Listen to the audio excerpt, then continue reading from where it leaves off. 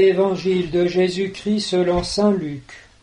Après son baptême, Jésus, rempli de l'Esprit Saint, quitta les bords du Jourdain.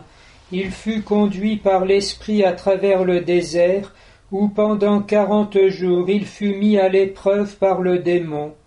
Il ne mangea rien durant ces jours-là, et quand ce temps fut écoulé, il eut faim.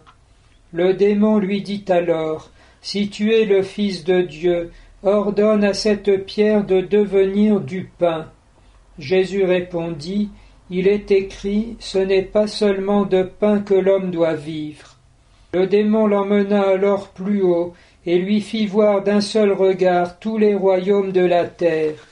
Il lui dit, « Je te donnerai tout ce pouvoir et la gloire de ces royaumes, car cela m'appartient et je le donne à qui je veux. Toi donc, si tu te prosternes devant moi, tu auras tout cela. » Jésus lui répondit, « Il est écrit, tu te prosterneras devant le Seigneur ton Dieu, et c'est lui seul que tu adoreras. » Puis le démon le conduisit à Jérusalem. Il le plaça au sommet du temple et lui dit, « Si tu es le Fils de Dieu, jette-toi en bas, car il est écrit, il donnera pour toi à ses anges l'ordre de te garder, et encore, ils te porteront sur leurs mains, de peur que ton pied ne heurte une pierre. » Jésus répondit, « Il est dit, tu ne mettras pas à l'épreuve le Seigneur ton Dieu. » Ayant ainsi épuisé toutes les formes de tentation, le démon s'éloigna de Jésus jusqu'au moment fixé. L'épisode des tentations de Jésus au désert fait suite immédiatement, comme le rappelle le début de l'évangile que nous venons d'entendre, à son baptême au Jourdain. Et en méditant cet événement et en célébrant la fête du baptême du Seigneur, on avait souligné un mystère de substitution. Le Christ, qui est le seul juste innocent, l'agneau de Dieu qui enlève le péché du monde, pour cela vient au milieu des pécheurs. Il se met aussi au même rang qu'eux, et même à leur place, descendant dans l'abîme et en remontant par sa mort et sa résurrection, portant la création désormais nouvelle dans la rédemption jusque dans la gloire du Père. Et c'est précisément ce même mystère dont l'épisode des tentations du Christ au désert vient nous révéler l'ampleur et la dimension universelle. On voit en effet que par les tentations, Jésus remonte d'abord l'histoire jusqu'au peuple de Dieu, qui cheminait à travers le désert, expiant pendant 40 ans les doutes et les murmures et même les refus de la promesse et de l'entrée dans la terre promise qu'il avait opposée au Seigneur, qui pourtant, comme la première lecture vient de le rappeler, l'avait sorti d'Égypte à main forte et à bras étendus, en faisant des actions terrifiantes, des prodiges et des merveilles. Mais le Christ remonte encore l'histoire au-delà du peuple de Dieu jusqu'à Adam et Ève, qui les premiers ont subi la tentation. Et nous voyons le Seigneur Jésus ainsi en personne revivre tout ce que le genre humain a vécu jusqu'à présent, pour le rectifier, le réparer, mais aussi l'expier en prenant sur lui, comme si lui-même les avait commis, tous les péchés.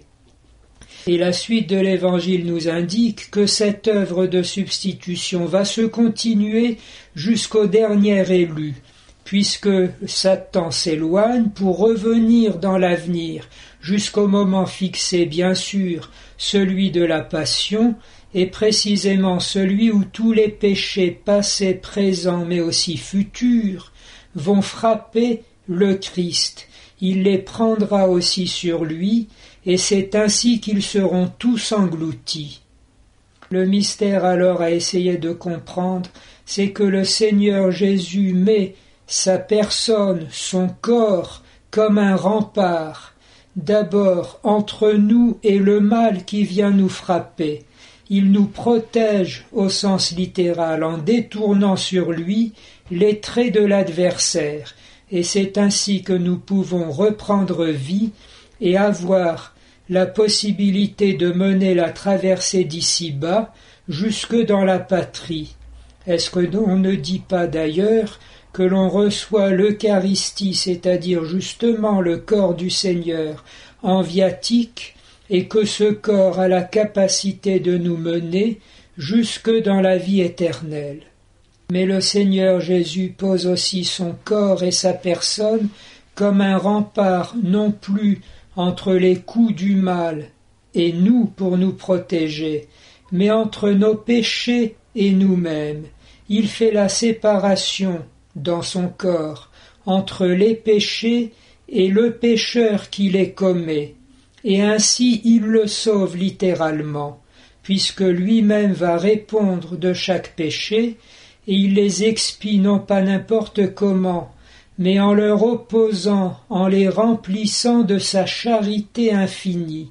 Chaque manque d'amour, chaque offense à Dieu et au prochain est réparé par un acte d'amour du Seigneur Jésus, qui honore le Père et se porte à la rencontre des frères pour leur faire le seul bien dont ils aient besoin, non seulement réparer les fautes, mais leur donner la vie éternelle, leur permettant ainsi de réaliser, au-delà de tout ce qu'on pouvait demander et imaginer, leur vocation. Le mystère de Jésus est celui du Rédempteur, se posant ainsi en protection pour nous et nous sauvant de nos péchés en toute vérité et en toute justice. On comprend alors tout simplement à quel point la vie chrétienne est purement et simplement une entrée dans la personne de Jésus, un refuge dans son Sacré-Cœur, et une espérance fondée dans son corps, dans son sang, dans son âme et dans sa divinité. Voilà pourquoi en nous proposant l'année de la foi qui confesse ce si grand mystère, qui adhère à la personne de Jésus, le Saint-Père nous a donné la seule chose décisive en notre temps.